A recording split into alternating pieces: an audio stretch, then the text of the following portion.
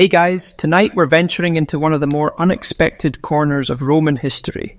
Forget chariot races and emperors and golden laurels.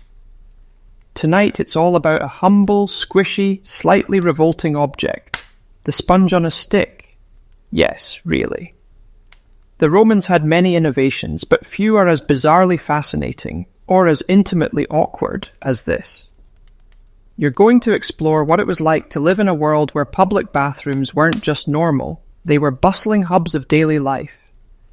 And right in the middle of that was a tool you probably wouldn't want to share with strangers. Spoiler alert, you didn't have a choice. If you're thinking, well, how bad could it be? Let's just say, you probably wouldn't survive your first bathroom break. So before you get comfortable, take a moment to like the video and subscribe, but only if you genuinely enjoy what I do here. And let me know in the comments where you're listening from, and what time it is there. I'm genuinely curious how many of you are tuning in at 2 a.m. wrapped in a blanket burrito. Now dim the lights, maybe turn on a fan for that soft background hum, and let's ease into tonight's journey together. Strolling along a stone-paved street in ancient Rome, morning sun slants through tall marble columns, and the slap of leather sandals echoes across the plaza. The scent of baking bread drifts from a bakery. Life hums around you, but none of it prepares you for what you see hanging just outside the entrance of a public toilet, a stick with a sponge tied to the end. You tilt your head. What is that? A tool to scrub floors? A strange Roman mop? No, that is a tersorium, the communal Roman toilet sponge. And if you're secretly hoping that it was one per person, sorry, it wasn't. This was a shared item. Everyone used it, the same one, over and over. You step into a public latrina. It's more spacious than you imagined. A long row of stone benches with evenly spaced holes. Beneath them, a shallow stream runs, constantly washing away the waste. Just in front, a second trough runs parallel, filled with briny vinegar water for rinsing those famous sponge sticks. You glance around. There's a middle-aged man to your right talking about grain prices. Another man sits to your left humming quietly. There are no partitions, no doors, just open-air honesty and exposed knees. You reach for the sponge stick. It's damp. It smells faintly of vinegar. You shudder. The water drips slowly from the sponge, darkened by frequent use. This is the Roman idea of cleanliness, a quick rinse in salted water and back to business. Some historians still argue whether the Romans actually believed this was sanitary or if they just didn't have better options. Excavations in Ostia uncovered several tersoria fossilized in time, proving they were very real, very widespread, and likely very unpleasant. Footsteps echo from the hallway. A well-dressed young man enters, silk tunic neatly pressed. He doesn't touch the communal stick. Instead, a slave follows behind him, carrying a gleaming bronze chamber pot and a fresh linen cloth. Ah, the privilege of not having to share. Not everyone was so lucky. You, for example, are an average Roman citizen. That means one option: use the communal sponge, or don't wipe. Not a tough choice, just an uncomfortable one. You dip the sponge in the rinsing trough. The cold vinegar water makes your fingers sting. It's not just the chill, it's the thought of how many others have used this. Dozens, hundreds, each day. A man further down the bench chuckles at your expression. First time? He says, squinting like he's welcoming you into some exclusive club. You nod cautiously. Think of it as cleansing for the soul, he jokes, then laughs loudly. There's an old saying, you're not really Roman until you've used a communal sponge without flinching. You're not quite there yet. A woman walks in and sits opposite you. It's not unusual. Romans didn't segregate public toilets by gender. Everyone did their business in the same space, because to them, privacy was more of a suggestion than a rule. Beneath your feet, water rushes steadily. The sewer system is sophisticated, more than you expected. You wonder how many modern cities could match this level of plumbing efficiency, even with 2,000 years of extra engineering. You finish and step out into the sunlight. Fresh air never felt so luxurious. But your mind lingers on the sponge, the weight of it, the texture, the faint tang of vinegar in your nostrils. It's strange how a little tool like that could reveal so much about Roman life, practical, public, unapologetically shared.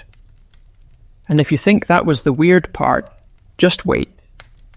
You tighten your tunic and keep walking, your appetite coming back slowly. But deep down you know this won't be the last time you see that infamous sponge again. You keep walking through the streets of ancient Rome, the city slowly waking up around you. Bread sellers call from shaded archways, goats bleat in alleyways, and above it all, you catch the gentle trickle of water from an aqueduct-fed fountain. But your thoughts? Still stuck in the latrina. Because just when you thought it couldn't get more bizarre, you turn a corner and hear laughter. Not just laughter, conversation. And not from a tavern, from another public toilet. You pause. Is that man telling a joke while relieving himself? You peek in. Sure enough, a row of men sit side by side on a long stone bench, chit-chatting like they're at a wine bar. One gestures dramatically, nearly elbowing the man next to him. Another bursts into laughter, slapping his knee. And yes, there's that familiar object again, the communal sponge, resting politely in its vinegar-filled rinse trough, waiting for its next customer. In ancient Rome, the latrina wasn't just a place to do your business. It was the place to socialize, network, exchange gossip. Imagine water cooler chat, but with no pants on. You find a spot on the edge and sit for a moment trying to blend in. A merchant next to you leans in conspiratorially. "Can you believe Gaius raised his wine prices again?"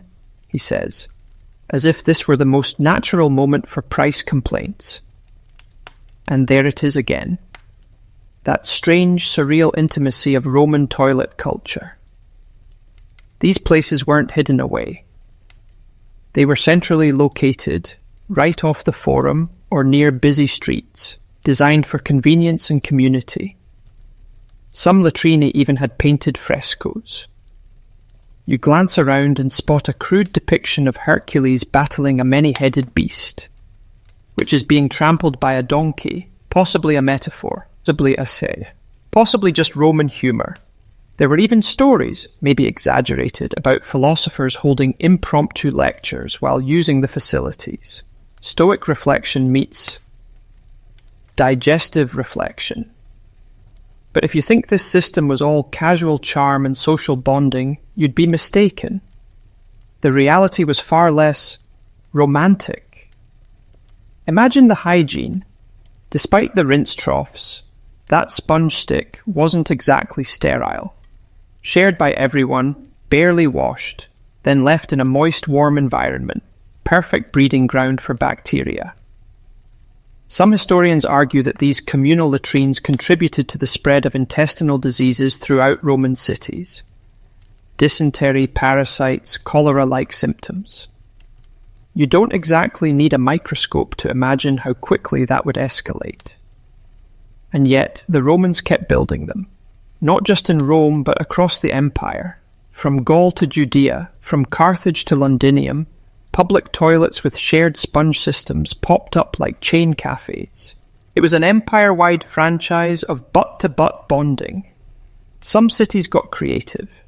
You recall hearing about a latrina in Ephesus with heated marble seats, luxury edition. Others were more bare bones, a hole in the floor, a sponge on a stick, and a prayer that it wasn't recently used by someone with digestive issues. You glance back at the trough, watching the slow swirl of water, tainted with vinegar and who knows what else. A man dips the sponge in, swirls it lazily, then walks off whistling. You will never look at a loofah the same way again. And speaking of sanitation, there were supposed to be attendants, low-ranking slaves tasked with keeping the place clean. You spot one now, barefoot and disinterested, slowly scrubbing the floor with a grimy rag and occasionally rinsing the sticks. Imagine waking up every day knowing your job is to tend the butts of strangers. Probably not what they had in mind when they first entered imperial service. But here's the fascinating thing. Romans cared about cleanliness. They bathed regularly, perfumed themselves, even brushed their teeth with crushed bones and vinegar. They just had a very communal interpretation of hygiene. And like everything else in Roman life, toilet etiquette had a pecking order. Wealthy Romans often avoided public toilets entirely. They used chamber pots at home and paid slaves to empty and clean them. They used cloth, wool, or soft moss instead of communal sponges. Because, nothing screams elite like having your own personal wiping protocol. But for the common folk, this was the norm. Wake up, go to the market, use the latrina, share a sponge, have a chat. You stretch your legs and stand up again, brushing imaginary dust from your tunic. That was enough togetherness for now. As you walk away, a child runs past you, giggling, and you spot him darting into the same latrina you just exited. His father follows with a jug of vinegar and a fresh-looking sponge. Some families even brought their own, like reusable shopping bags. Charming. In a weird, mildly unsettling way. You look up at the morning sky, a few birds drift lazily overhead. And somewhere deep inside a marble palace, the emperor is likely doing the exact same thing you just did, but with golden buckets and imported lavender oils. You can't help but smile. There's something oddly humbling about knowing that no matter how rich or powerful, everyone, still has to deal with this basic human routine. And in ancient Rome, they did it together, side by side, sponge by sponge. You head down a quieter street now, away from the chatter and splashing of the latrina. A soft breeze carries the scent of olives and dusty brick. Just ahead, a man in a soot-streaked tunic walks out of a small arched doorway holding, what else? A bundle of sticks with sponges tied to the ends. He's whistling. You follow him. He disappears around the corner into a large, low-ceilinged building that smells faintly of vinegar and warm stone. You step inside and immediately realize where you are. This is the maintenance station for Rome's public hygiene infrastructure, a place where sponge sticks come to be cleaned, sorted, and redistributed. Yes, that was an actual job. A young man is hunched over a wide stone basin, scrubbing a sponge with what looks like a rough chunk of volcanic rock. Another dips one in a clay pot of brine and herbs. You wonder if that's actually cleaning it, or just making it smell cleaner. Honestly, it's probably both. This is where the low-ranking sanitation slaves work, sometimes called foricari. Their job? Keep the latrines in usable shape, empty the buckets, wash the floors, rinse the sponges, repeat, all day, every day. You lock eyes with one of them. He doesn't blink, just slowly drops another sponge into the basin. A sigh escapes his lips. This isn't just a job, it's a sentence. And yet these men are part of what kept Rome running, quite literally. The Roman sewer system, especially the mighty Cloaca Maxima, was one of the marvels of the ancient world. Without them, filth would have piled up in the streets. Disease would have spread faster than gossip at a gladiator match. Still, it's hard to ignore the hierarchy. You watch a stern overseer bark instructions from a shaded alcove, sipping wine while the others scrub. One man, arms raw from the vinegar, winces as he lifts a heavy crate of wet sponge sticks. No gloves, no tongs. Just your own hands and a prayer that someone didn't eat spoiled fish the night before. And here's something most people don't know. the Romans believed vinegar had disinfecting powers. They weren't totally wrong, but also not exactly right. Modern science tells us vinegar can kill some bacteria, but definitely not all the nasties you'd find in, say, a sponge soaked in communal use from dozens of rear ends. Some scholars have argued that the Romans may have been aware that these tools could carry illness. Others believe hygiene was largely symbolic, a kind of ritual cleansing rather than actual germ control. After all, they didn't know bacteria existed. They just knew that vinegar smelled strong and felt cleanish. And of course, Roman superstition was never far behind.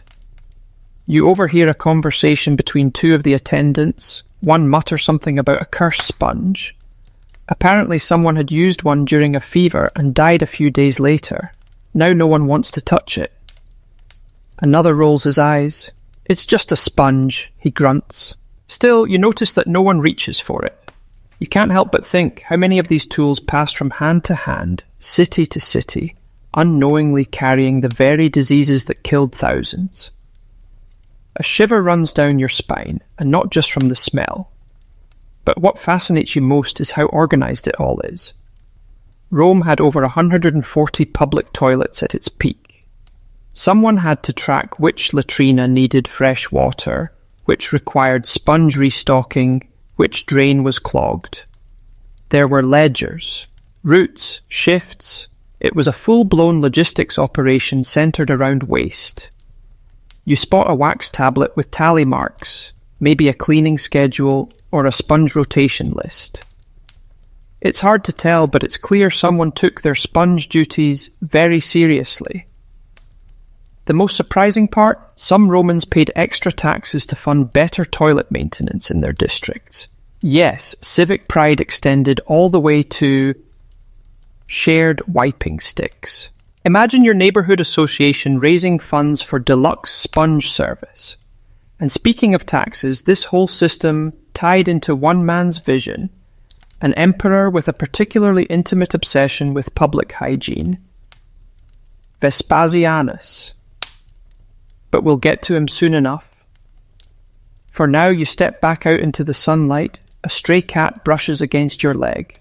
In the distance, someone dumps a bucket of murky water into the gutter, and it trickles downhill with surprising efficiency. You realize this isn't just a city of marble and glory. It's a city that runs on sponge logistics, sanitation schedules, and a deeply communal sense of what it means to keep things moving. You smile at the absurdity of it all. The mighty Roman Empire, kept clean by vinegar, volcanic rock, and tired men with sore hands and a stack of sponge sticks. Honestly, you're starting to admire them. You're back on the main road now, the polished stones hot beneath your sandals. A wave of chatter rises from the forum ahead, where merchants are already arguing over fish prices and philosophers are loudly disagreeing with themselves. But you veer off, drawn towards something quieter, more architectural. A long colonnade stretches beside a set of marble steps, and carved into a lintel above the doorway is an inscription. Pecunia non olet.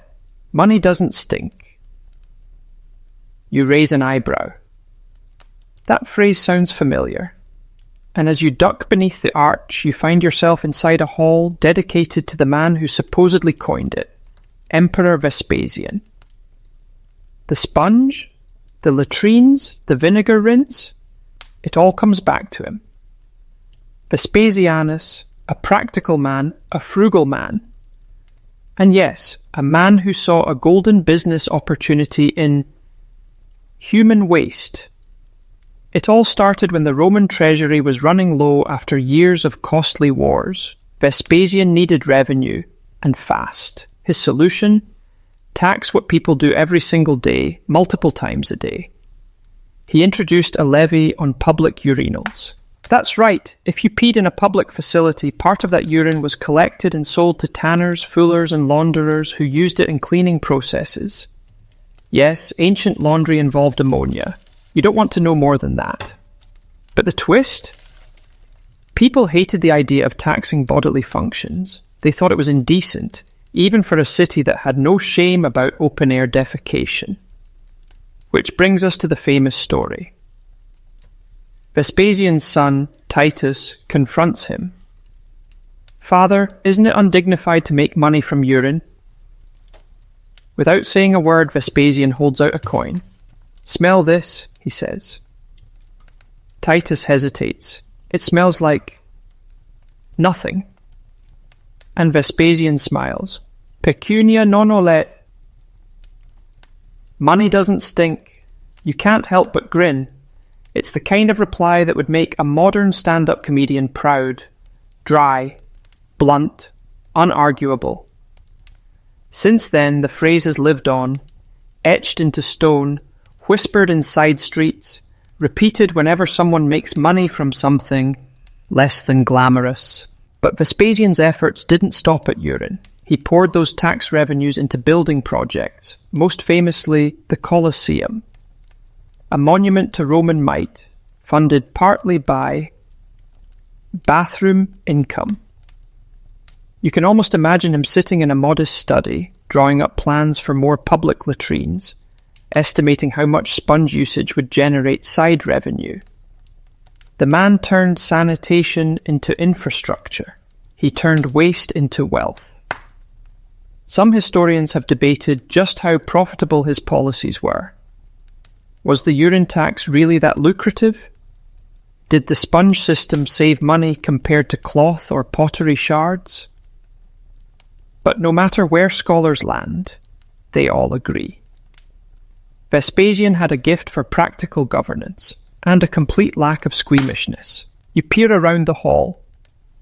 Statues of the emperor line the walls, all carved with stern brows and pursed lips, as if they're judging your thoughts.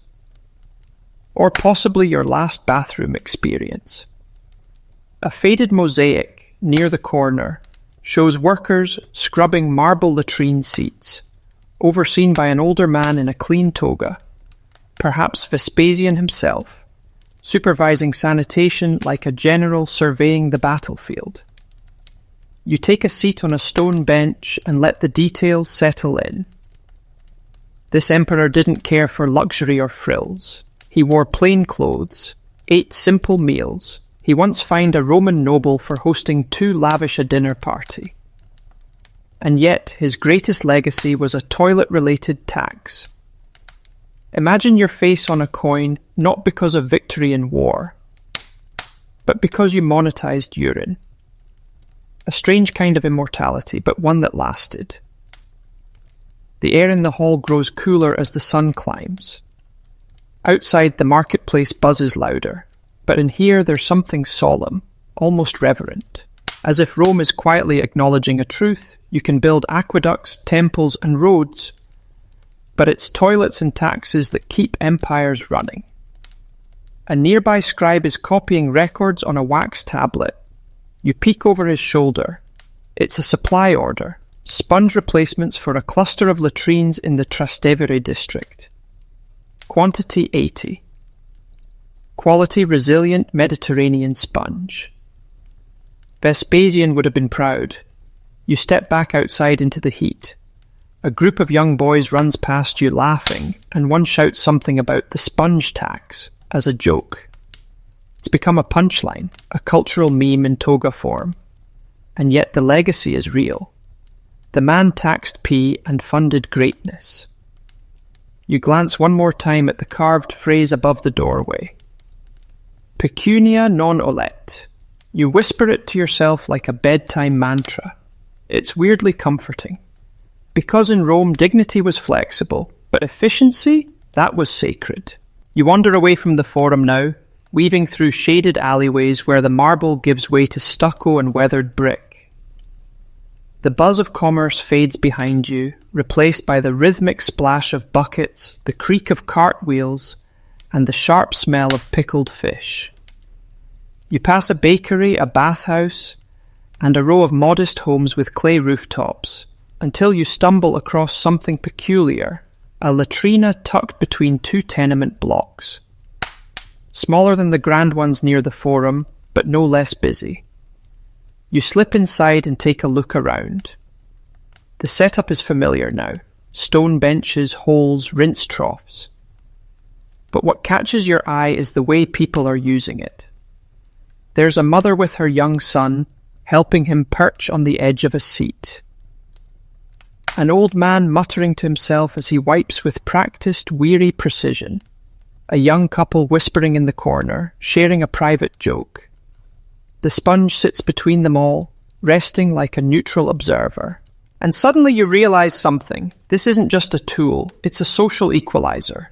Everyone, from shoemakers to senators, has sat here, exposed and unfiltered.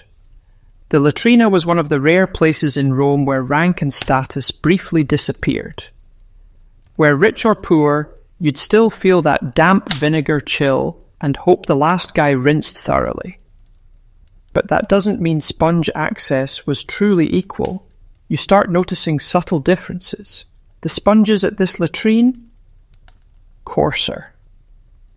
Smaller one even looks like it's falling apart at the edges. You remember the luxurious linen cloth the wealthy man used earlier, the private bow carried by his servant. He didn't need vinegar troughs. He had privacy, because in Rome, hygiene, like everything else, was stratified.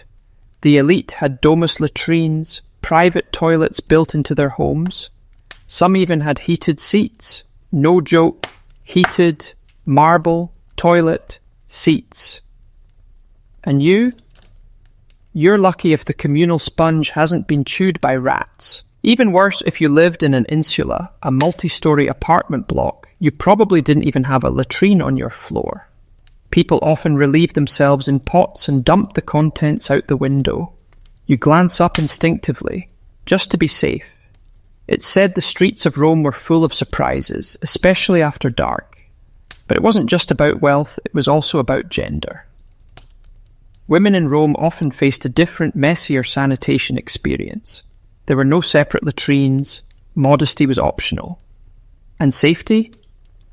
Well, that depended on the hour and the neighbourhood. You picture a woman navigating the system, clutching a cloth, eyes down, trying not to draw attention. The sponge was hers too, but the space didn't always feel like it. Some tried to avoid public toilets entirely. They used chamber pots in hidden corners of the home, or paid to access private facilities run by bathhouses or temples. And then there's what else the sponge was used for. You overhear a whispered conversation nearby. Two women, hunched in the shade of a column, talking about the sponge trick. One nods knowingly, the other bites her lip. You realize what they mean. Sponges were sometimes used for contraception. Yes, Romans inserted them, soaked in vinegar or wine, in the hopes it would prevent pregnancy. Was it effective? Not really. Was it common? More than you'd expect. Some doctors even recommended honey-soaked versions, and again historians still debate it. Did women truly use sponges as birth control? Or is that a modern projection onto ancient texts? No one's entirely sure, but fragments of literature and medical scrolls hint at the practice.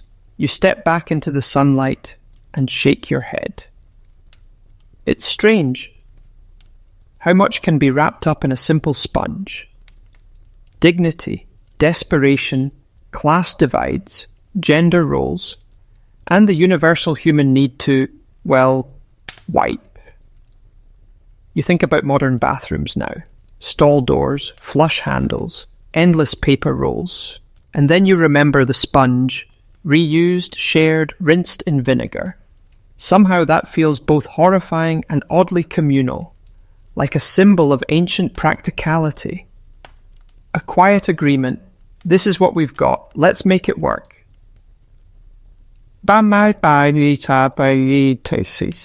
You pass another latrine, this one closed for cleaning. A bored teenager leans against the door with a bundle of sticks at his feet. He looks up and smirks. No sponges till noon, he says. Of course, even sponges need a break. And as you walk away, one last thought clings to you like a damp piece of ancient hygiene equipment. In Rome, no matter your birth or beliefs, there was one thing you shared with every other citizen: the sponge. You're walking now through a different part of the city, the stone beneath your feet worn smooth from centuries of sandals and wheels. A cool breeze drifts down from the Palatine Hill, carrying hints of pine resin and distant incense. But it's not peace you're after. You're chasing a hunch.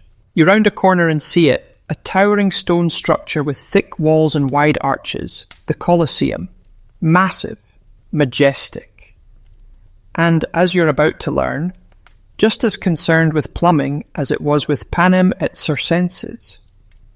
You step inside through a side entrance, no roaring crowd, no blood-soaked arena floor today, just the creak of distant ropes and a faint smell of damp stone. And somewhere beneath all this grandeur, toilets, lots of them. The Colosseum had to accommodate 50,000 people, and when 50,000 people eat, drink, and cheer for hours, nature calls. Loudly, often. You follow a narrow corridor that winds under the seating tiers. It's dimly lit by torchlight, but you spot them.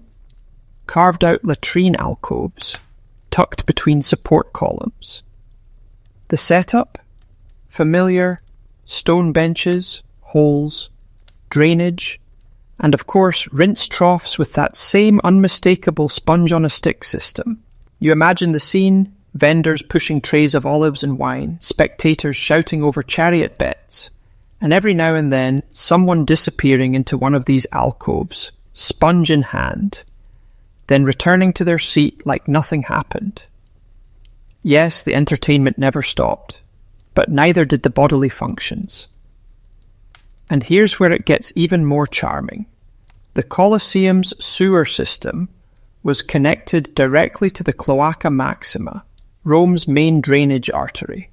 Waste flowed seamlessly, from sponge-smeared benches to underground tunnels to the Tiber River. In other words, it all flushed downhill, literally.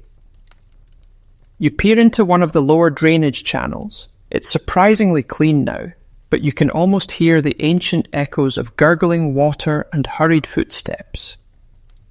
You wonder how often the sponges backed up the system, or how many were accidentally dropped down there, an occupational hazard. Some scholars believe certain events at the Colosseum were so intense, so gruesome, that spectators experienced what we'd now politely call intestinal distress.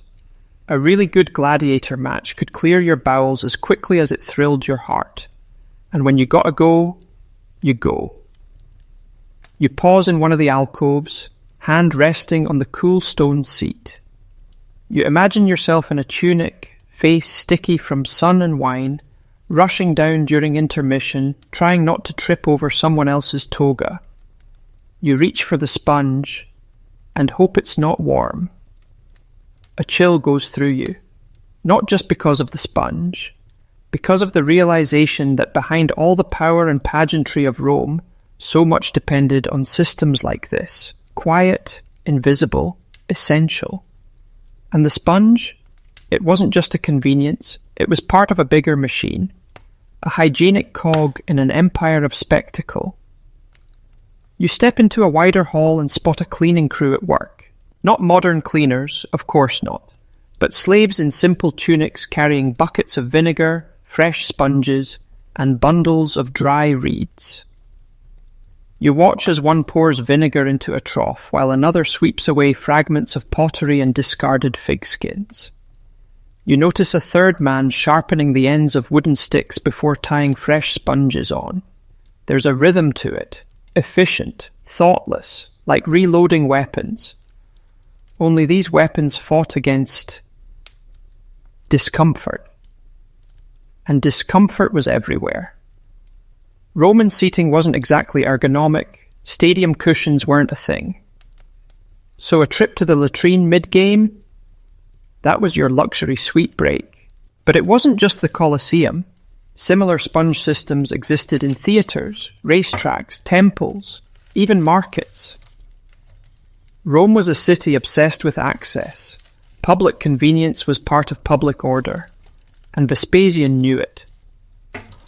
You picture him watching a gladiator match, arms crossed, whispering to an aide, "We need more latrines in the northeast quadrant.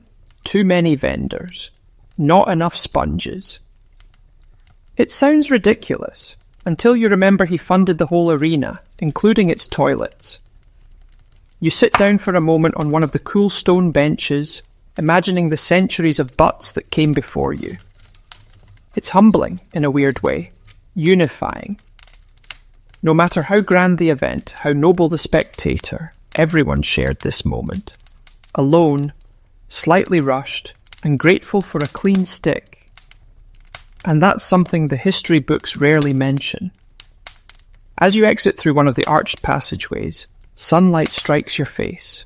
The roar of modern traffic hums somewhere distant beyond this ancient shell. But in your mind, the echoes of sponge scraping, water gurgling Rome are louder. You take a deep breath and smile. Behind every great empire is an even greater sewer. The sun is high now, and the streets of Rome grow busier.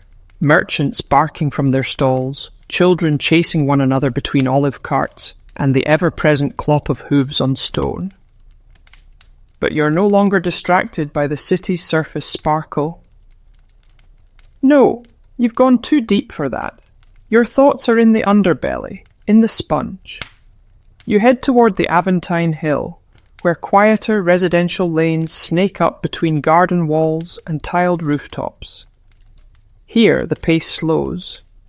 The air smells of rosemary and baked brick. You pass under an archway and find something curious. A small building with a domed roof and decorative tiles. Too ornate for a bathhouse, too small for a temple. You peek inside and realize it's both. This is a balneum, a private bathhouse, part of a wealthy man's estate. And as you quietly observe from a shaded corner, you spot something unexpected. A private latrine, pristine and gleaming, tucked into a quiet alcove beside the changing room. No sponge troughs here, no shared benches, just a single seat, polished marble, with a bronze pot below and a basket of cloths. Fresh, folded, neatly stacked. This is toilet luxury. You picture it. A servant stands nearby with a jug of warm rose water. The master sits in silence, perhaps reading poetry or mulling over business dealings, then signals discreetly. A fresh cloth is handed over, used, disposed of, all without lifting a finger, other than perhaps to point. This was the upper crust of Roman hygiene. And you? Well, you're still trying to forget the sponge you used 2 latrines ago that smelled faintly of fish sauce. But you can't help noticing something else in this bathhouse. An odd jar resting beside the private latrine. Its lid is off and you lean in for a peek. Inside, sponges, several. Dry, neatly packed, resting in a solution of wine vinegar and what smells like thyme and myrrh. You're impressed. It's like an artisanal sponge station. Think of it as the ancient Roman version of a boutique wet wipe. And it turns out that wasn't uncommon. Wealthy households often kept personal tersoria, used by family only. Some were made from finer sponge material, others had decorative carved handles. One woman even had hers inlaid with tiny seashells. Because of course she did. You slip out again, back into the city, and it occurs to you how much the sponge reflected your place in the world. Not just hygiene, but hierarchy. The coarseness of your sponge, the proximity to your neighbour, the vinegar ratio, it all whispered your status to the world. And if you couldn't afford a fancy stick, you improvised. You pass a man haggling over a basket of moss. Not flowers. Moss. That's right, people often used moss, leaves, or scraps of wool when sponges weren't available. In colder provinces, snowballs were a seasonal solution. Chilly, yes. But at least they were single use. In fact, Romans didn't always use sponges. In poorer areas or rural regions, people wiped with broken shards of pottery known as pessoi, flat, smooth pieces scraped across the skin. You wince just thinking about it. That must have been the exfoliation routine from hell. Some historians suggest the use of pessoi was more common in the Greek-speaking eastern provinces, while the West leaned into the sponge. Others argue it depended more on local resources. Clay, pottery shards, coastline, sponges. Again, the experts don't fully agree. One scholar once claimed that sponge usage was grossly overstated in modern popular history. Another called it the single most telling artifact of Roman daily life. What is certain, though, is that Romans talked about it. Satirists mocked it. Poets referenced it. Comedians built jokes around it. Martial, the famous poet of the 1st century, once wrote about a man so poor he had to borrow a sponge from a beggar. That's a new level of rock bottom. You find a quiet spot in the shade of an olive tree, sit down and think for a while. This city, with its grandeur and excess, its columns and marble, ran on details like this. Tiny, everyday details.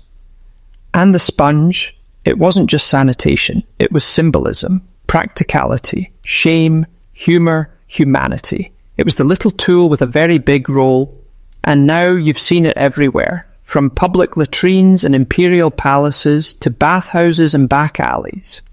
Sometimes soaked in vinegar, sometimes perfumed, sometimes just there, waiting.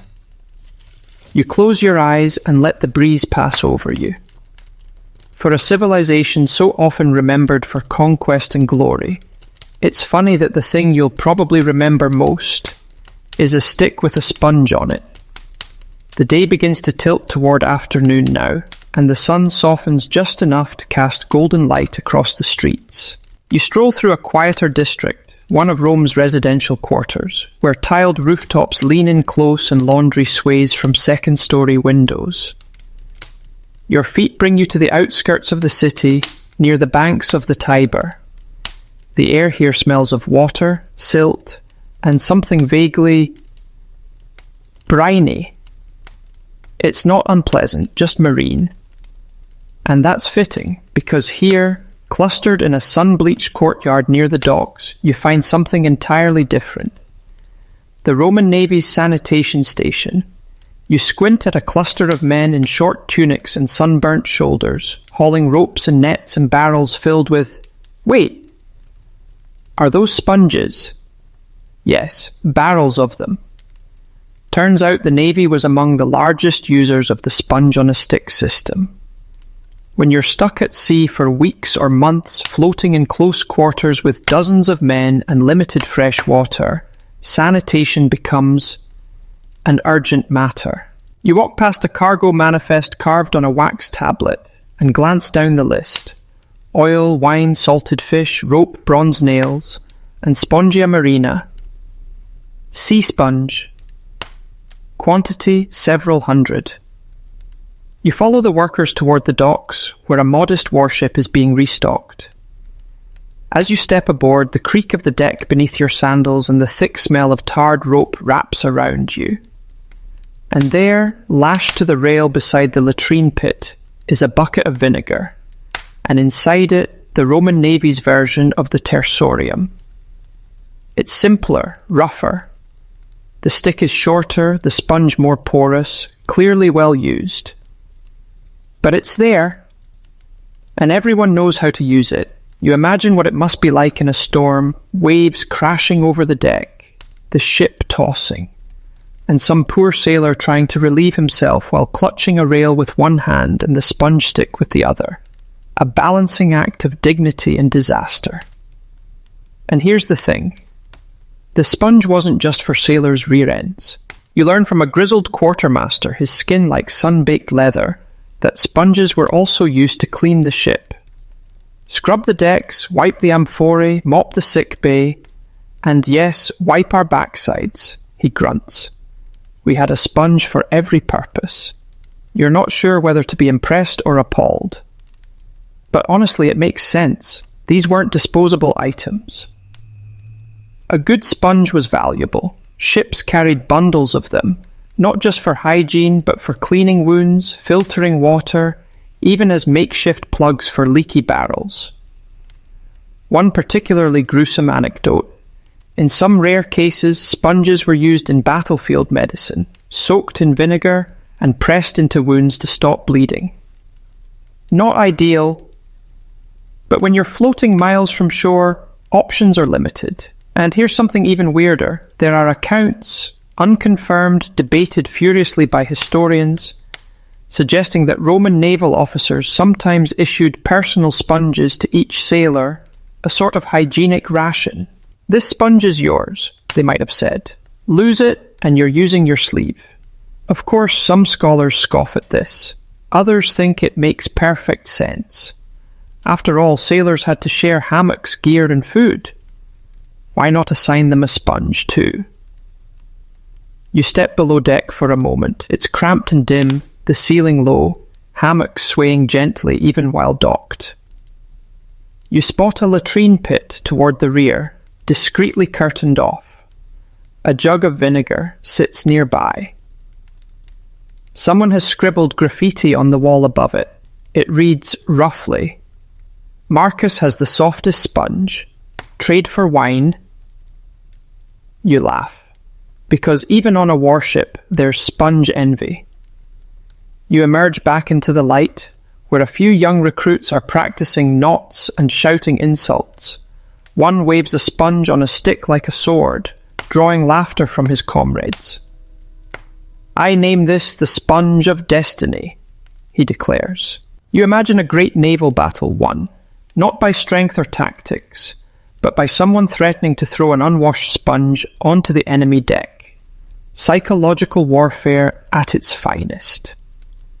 And perhaps most endearing of all, despite the hard lives, the sunburns, the constant dampness, the sponge remained a strange little symbol of Roman adaptability. A reminder that no matter how vast the empire grew, how sophisticated their engineering, or how far their ships sailed, basic human needs still followed close behind. You watch the ship cast off, its oars dipping in sync with the current, and somewhere on board, a bucket of vinegar sloshing with every wave. And you smile. Because somewhere in the hold, among the weapons and armour, lies a bundle of sponges, unsung heroes of the high seas. The breeze off the Tiber lingers on your skin as you make your way back inland. Rome stretches before you in a glorious tangle of domes, columns, and laundry lines. But there's a peculiar itch in your mind. No, not that kind of itch. Just a growing curiosity about how far the sponge reached into Roman life. And then you remember something odd you overheard earlier. A merchant talking about a man who died in a latrine. Not of shame, not of embarrassment, but of snakebite. You arch an eyebrow and follow the gossip trail to a neighbourhood known for its taverns and storytellers. A group of old men is sitting around a gaming table, dice clattering against wood, and one of them is already halfway through the tale. "A senator," he declares, wine in one hand, wild gestures in the other. Sat down for a moment of peace and got bit where the sun doesn't shine. His friends howl with laughter, but you lean in. Turns out latrine deaths weren't unheard of in Rome. The sewers beneath the city weren't just a marvel of engineering. They were a cosy, dark, damp paradise for rats, snakes, and whatever else found its way in.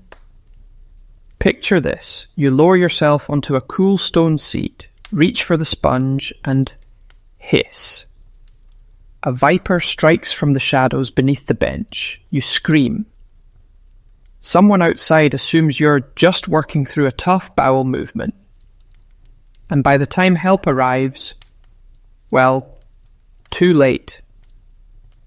Yes, this really happened, multiple times, at least according to the annals of Roman gossip. And even if it wasn't a snake, there were other dangers.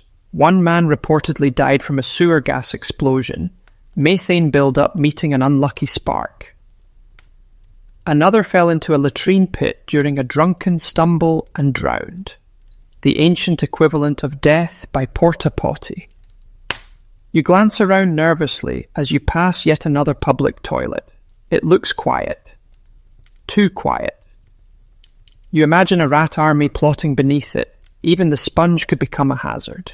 If it wasn't rinsed properly, especially in warm stagnant vinegar, it could grow mold or harbour bacteria. There are records of outbreaks that started in dense neighbourhoods where sanitation was neglected. People would fall ill within days. Intestinal parasites, fevers, cramps, all courtesy of a poorly maintained tersorium. And here's the thing. Romans kind of knew. They might not have had microscopes or understood germ theory, but they observed. They knew that cleaner latrines led to fewer illnesses, that better vinegar worked better, that certain sponges seemed to carry sickness, and so they built systems to clean them, rotate them, and occasionally burn them. Some wealthier bathhouses even had sponge masters, men whose entire job was to inspect, sanitize, and replace communal sponges. Imagine writing that on your resume. Expert in sponge rotation and posteriors. One strange but fascinating solution involved soaking sponges in a mix of vinegar and ash. Supposedly the ash helped bind impurities. Maybe it worked. Maybe it just felt less gross. Still, accidents happened. A poorly rinsed sponge could ruin your week, or your life. And yet people kept using them. Not out of stubbornness, but necessity. Sponges were reusable, cheap to replace, easy to carry, and unlike pottery shards, they didn't leave you with splinters in uncomfortable places. You arrive now at a latrine near a construction site, where labourers are hammering stone and shouting in rough Latin. One pauses to wipe his brow, then walks casually into the toilet alcove. Moments later, you hear a clatter, then a curse.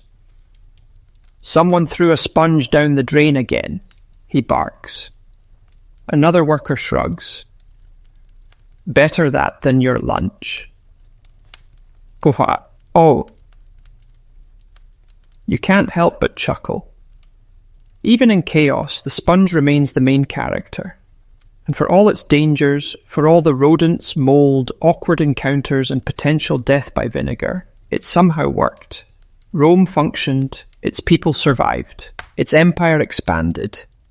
And somewhere in the background, always watching, always waiting, was the humble sponge. You lean against a sun-warmed wall and take a deep breath. The city hums around you, alive with motion. But below it, a hidden world of drains, pipes, flowing water, and sanitation sticks. And you begin to realize empires aren't built by emperors alone.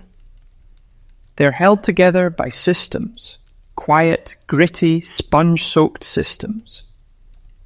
You wander away from the crowded market streets now, your sandals caked in dust and your mind swimming with images of sponges in buckets, in barrels, under benches, and occasionally under attack. You thought you had seen it all. But just when you believe you've reached peak Roman hygiene weirdness, you hear laughter, a woman's voice, and catch the scent of warm lavender drifting from a side street. You follow the sound and the scent until you find yourself standing outside the gates of a women's bathhouse. It's smaller than this great thermae near the city centre, but elegant in its own way. Polished terracotta tiles, a small courtyard garden, and the soft trickle of water from a wall fountain shaped like Venus. You step inside and are immediately greeted by warmth, steam, and the low murmur of conversation. Women of all ages lounge on marble benches, soaking their feet, combing their hair, sharing stories. It's peaceful, domestic, safe. And then you see it. Tucked discreetly in the corner of the apoditerium, the changing room, is a basket filled with sponge sticks. But these aren't like the rugged, sea-worn ones you saw aboard ships or in the market latrines. These are elegant. Each sponge is smaller, softer, trimmed neatly and bound to slender, smooth sticks. Some are tied with ribbons. Others have handles carved with floral patterns or painted with delicate red spirals. They look more like grooming tools than instruments of hygiene. You watch as one woman selects hers, dips it in a shallow basin of warm water infused with herbs, and disappears into a private stall. Another woman, younger, seems less eager. She eyes the sponges the way someone might eye a tray of unfamiliar snacks, curious but slightly wary. A matron sitting nearby notices your interest and gestures for you to come closer. She leans in and whispers, "First time always feels strange. But you'll get used to it." You nod politely, still trying to figure out whether she means the sponge, the bathhouse, or life in general. Here, in this space, the sponge plays a different role. It's not just about wiping, it's about ritual, about delicacy. Women use sponges not only for personal hygiene, but also as part of beauty routines, softening skin, applying oils, even dabbing away sweat in the summer heat. And as for menstrual hygiene, yes, sponges were used there too, soaked in wine or vinegar, inserted and removed like early tampons. Some were even stitched into soft fabric pouches for easier handling. Historians still debate this. Some say it was widespread. Others claim it was rare, limited to wealthier women with access to clean materials. But medical texts of the time mention it. So do satirical poems, usually written by men who, as always, knew very little but had very loud opinions. A woman across the room is laughing now, telling a story about someone's sponge falling out at a banquet. The others gasp and giggle. It's clearly an old joke, and a good one.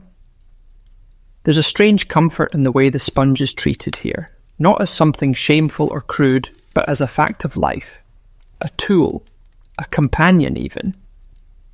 You imagine a girl receiving her first sponge the way a modern teen might receive her first razor. Equal parts practical and ceremonial. And yet, even here, the sponge still reflects class. You spot a servant collecting used ones, carrying them off in a bucket.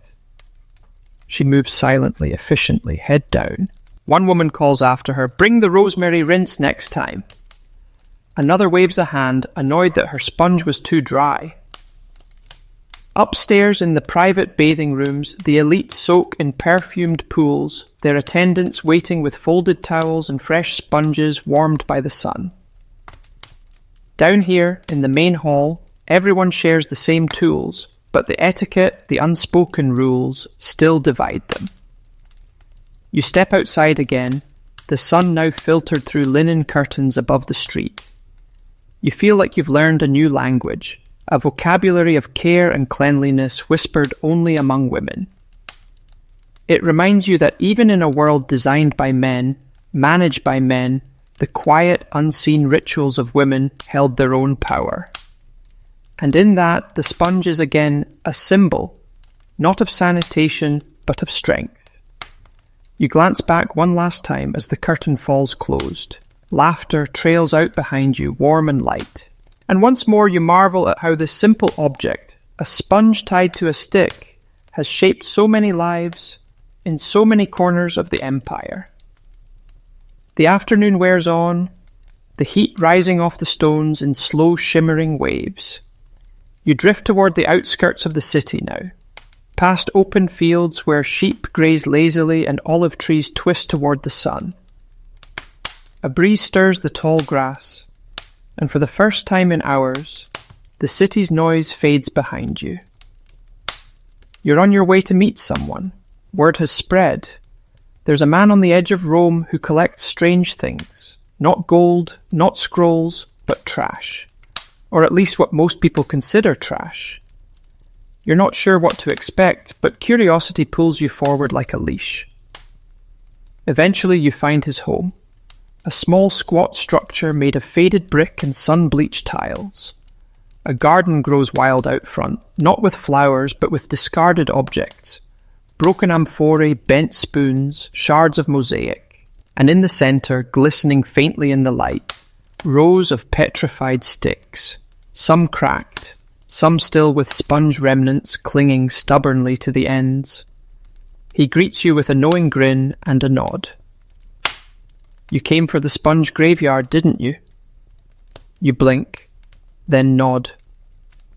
He chuckles and ushers you around back, where more shelves line the walls of a low-storage shed. There, under oilcloths and tagged with wax tablets, lie dozens of ancient tersoria, recovered from ruins, bathhouses, collapsed latrines. You step carefully between them, feeling like you've entered a bizarre temple of hygiene. These came from Ostia, he says, lifting a worn stick. Near the docks. Still smelled like brine when I found them.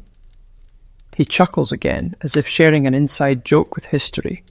He shows you a sponge hardened by time, fused with mineral deposits and centuries of soil.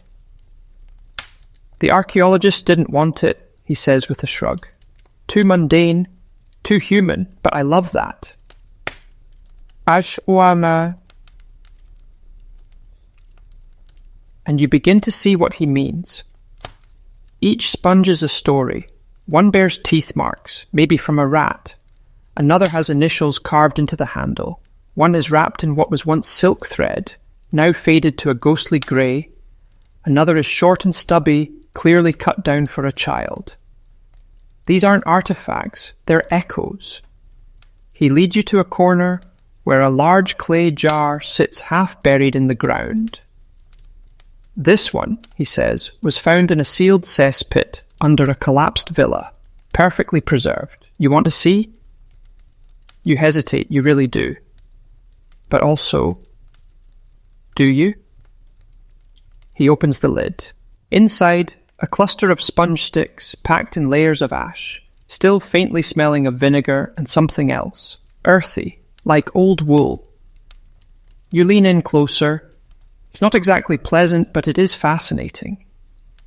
He closes the jar again with reverence. People forget the past is full of little things like this, he says softly. Everyone remembers emperors. No one remembers the man who replaced the sponges. And suddenly you feel a wave of respect, not just for the man standing beside you, but for the countless nameless hands that cleaned, carried, dunked, and discarded these strange tools. You ask him how he finds them. He smiles. Collapsed latrines, he says. Ruined bathhouses. Anywhere no one wants to dig. That's where real history lives. He hands you a small brittle stick, just the handle, sponge long gone. Take it, he says. A reminder of what connects us all. You run your fingers along the worn surface. It's smooth, darkened with time. You imagine its last use, its last owner, and wonder how long it sat buried before today. As you leave, he waves and returns to his work, gently dusting off the past with hands that treat even the humblest sponge as a relic. And as you walk back toward the city, that little stick tucked into your belt, you realize something. For all its grandeur, Rome was built not just on conquest and marble, but on repetition, routine. The tiny rituals of daily life, like cleaning, like wiping, like dunking a sponge into vinegar and hoping no one else used it too recently. And thanks to men like him, keepers of forgotten sponges, that truth won't be lost. You return to the city as the shadows begin to lengthen, trailing behind statues and stretching between columns like soft curtains of dusk. The streets are calmer now, the crowds thinner, the heat lifting from the cobblestones in warm sighs. And yet the city still hums with quiet movement. You make your way toward the heart of the forum, not for politics, not for temples, but for stories. There's a quiet corner of the marketplace where poets, satirists, and idle thinkers gather once the sun dips low. It's not grand, and there are no official scrolls or scribes. But if you want to know how Romans really lived, you come here. You find a low stone ledge, settle in, and let the voices wash over you. One man, bald and sharp-eyed, is reciting from memory lines by Martial, the famously witty poet of Rome. "Why do you never greet me in the baths, Gorus? Because I know what sponge you use." The crowd laughs, not loudly but knowingly. The joke cuts deep, because everyone understands it. The sponge was such a daily reality, such a shared experience that it crept into their jokes, their verses, even their insults. Another recites a bit from Seneca, more serious this time, about the dignity of labour, the humility of cleaning one's body, and how even in filth there is honour. And then with a theatrical bow, someone begins performing a skit, a parody of a wealthy man too dainty to wipe himself, demanding imported sponges from Cyprus soaked in goat's milk. He wails dramatically as a servant presents a slightly damp sponge from the communal latrine. The crowd howls.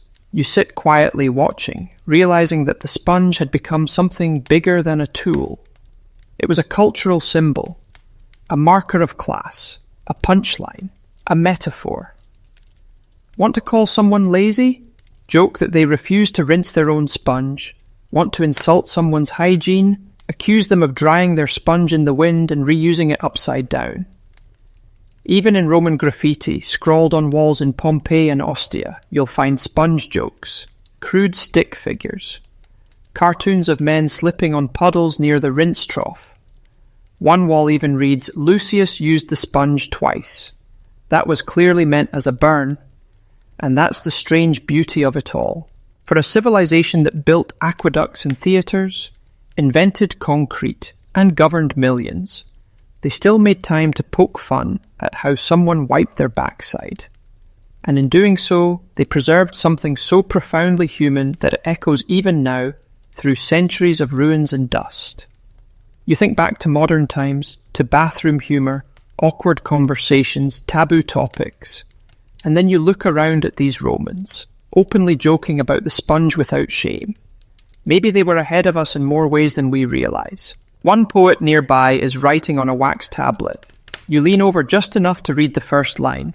Ode to a sponge in vinegar. It's unclear if he's being sincere or just cheeky. Honestly, it could go either way. Some scholars have argued that this level of openness about bodily functions indicates a society more at ease with itself. Others think it shows a lack of boundaries, a public culture that blurred the lines between private and communal. As always, historians disagree. But one thing's certain, they wrote about it a lot. The satirists mocked it, the philosophers pondered it, the comedians milked it. The poets, even the elegant ones, couldn't resist slipping a sponge joke into a verse here and there. You wonder if, in 1,000 years, someone might read our texts and find toilet paper commercials or bathroom signage and think, "Ah yes, the defining humour of their age." You smile. Maybe they won't be wrong. As you rise and leave the circle of laughter behind, you feel oddly connected, not just to the people of this city, but to their strange, sponge-scented sense of humour. A reminder that no matter how grand the columns or how rich the togas, some things are just universal. And in Rome they didn't hide it. They sang it. They carved it into marble. They laughed about it until the sponge was as much a part of their culture as togas, statues, and senators. Evening settles softly over Rome. The city exhales as lamps flicker to life and shadows melt into doorways. You drift through the quieter quarters now, where children chase each other between fig trees, and the chatter of day is replaced by the clink of pottery and the scrape of sandals heading home. But your journey isn't quite done. There's one more story you've been chasing, a tale whispered in alleyways and hinted at by poets. A story about sponge sticks, not just as tools, not just as jokes, but as props theatre. You find yourself drawn to the edge of the Subura district, where laughter echoes through the narrow lanes, sharper and louder than before. You follow it to a small amphitheatre, lit by torches and firelight, half full of spectators pressed close on wooden benches. Tonight's performance: a Fleax play, a bawdy, over-the-top farce, filled with masks, slapstick, and just enough satire to be tolerated by the authorities. You find a seat in the back, the wood warm from the bodies that sat there before you, and settle in as the story unfolds. And there it is, a sponge. The moment the character on stage pulls one out from his tunic, the crowd erupts in laughter. It's absurdly large, clearly exaggerated for effect, and dripping comically as he waves it around like a royal scepter. The actor playing the pompous noble puffs out his chest, holding the sponge aloft as if bestowing it upon a humble peasant. The sponge gets dropped, thrown, stepped on, and ultimately launched into the crowd, prompting squeals and gasps. You laugh too. You can't help it. The whole thing is ridiculous and brilliant. This isn't just humour for humour's sake. It's satire. The sponge represents power, privilege, and how absurd Roman customs could be when you really thought about them. And the audience, they love it, because they recognise themselves in the parody. A scholar near you whispers to a companion, "This trope started during the Republic. By the late Empire, the sponge was practically its own character." And he's right. From street shows to elite parties, sponges had become part of the Roman comedic lexicon. If you wanted a quick laugh, you used a sponge joke. If you wanted to humiliate a character, give him the wrong sponge. If you wanted to satirize a senator, accuse him of carrying a personal sponge servant. It was physical comedy with cultural bite. And in a way it makes perfect sense. The sponge was intimate, embarrassing, universal. Everyone used one. No one talked about it in polite company, which made it perfect for impolite company. Actors, jesters, and playwrights who delighted in mocking the things society tried to gloss over.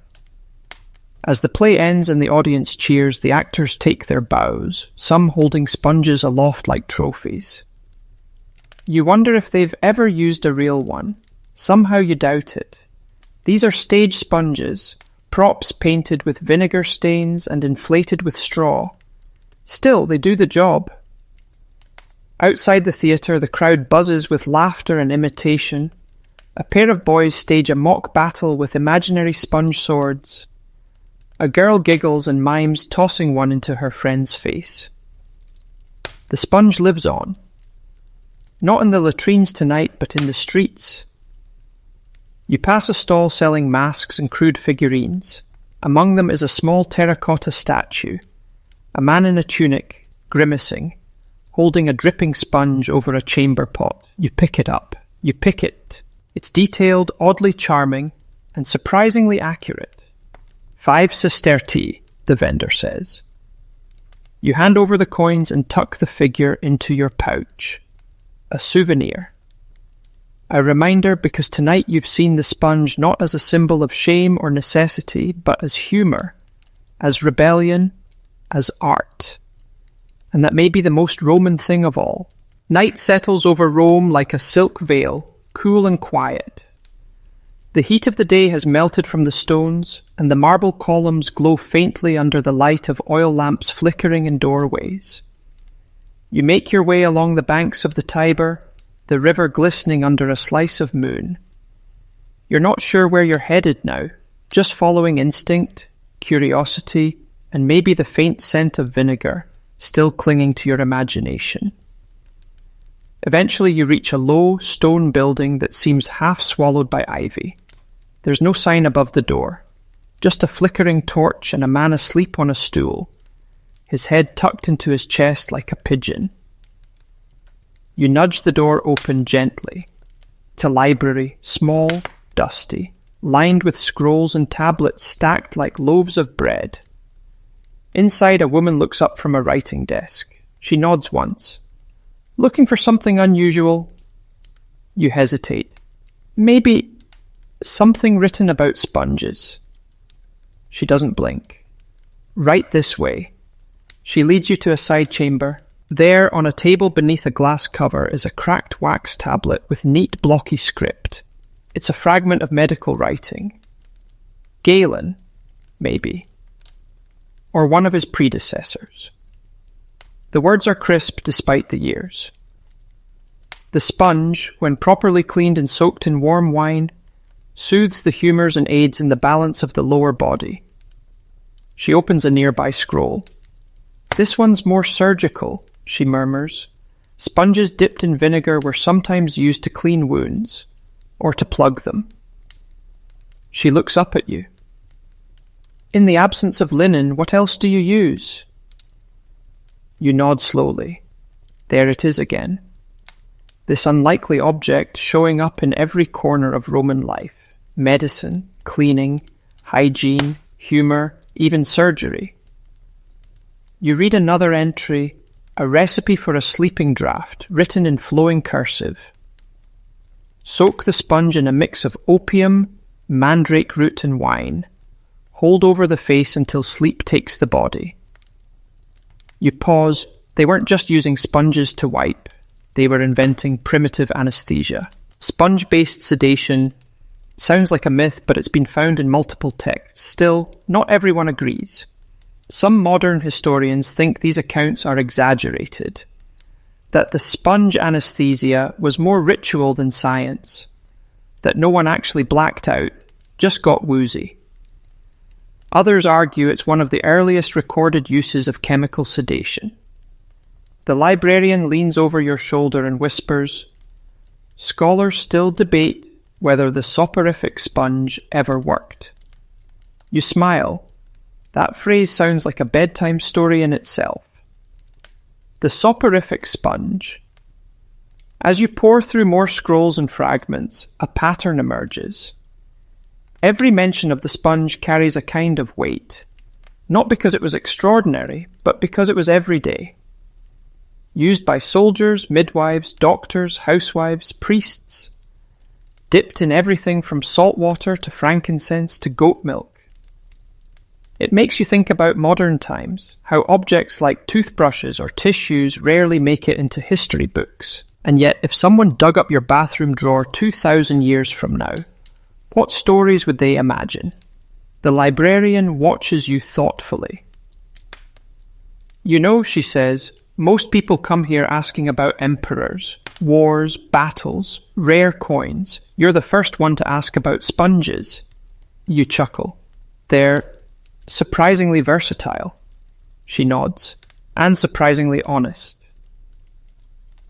You sit in silence for a while longer, absorbing the scratch of her quill, the weight of candlelight, the scent of oiled parchment and history itself. Eventually you rise to leave.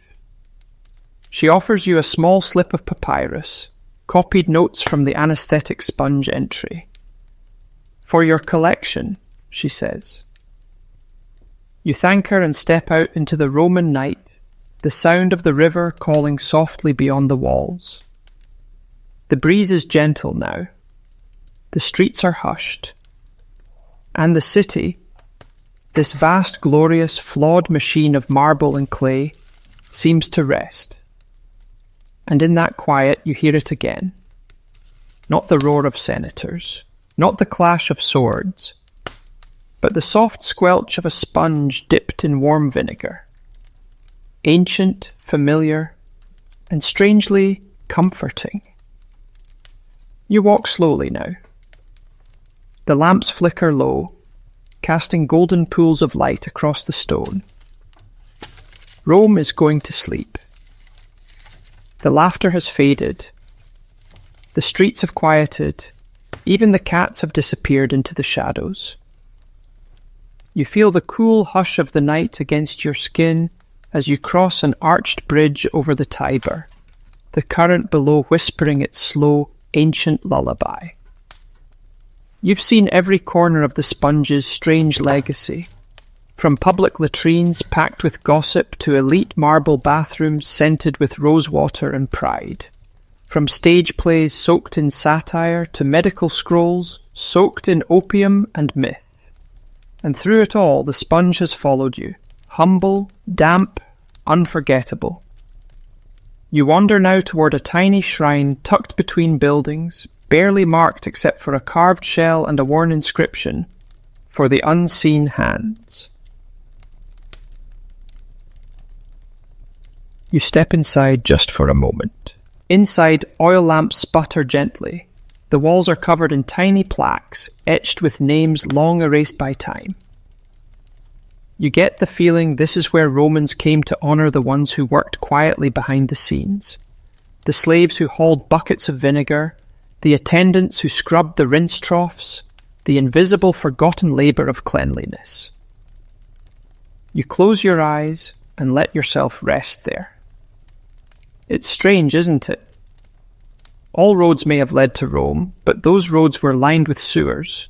The empire built amphitheatres and aqueducts, yes, but also rinse basins and sponge shelves. They conquered continents, but still had to take turns on the bench. And beneath the pageantry, the grandeur, the togas and oratory and statues of gods, was this little act, this quiet, everyday gesture. A sponge, dipped, wiped, rinsed, repeated. A moment that united slaves and senators, women and men, rich and poor, all vulnerable, all human. And for all the things Rome left behind, columns, languages, borders.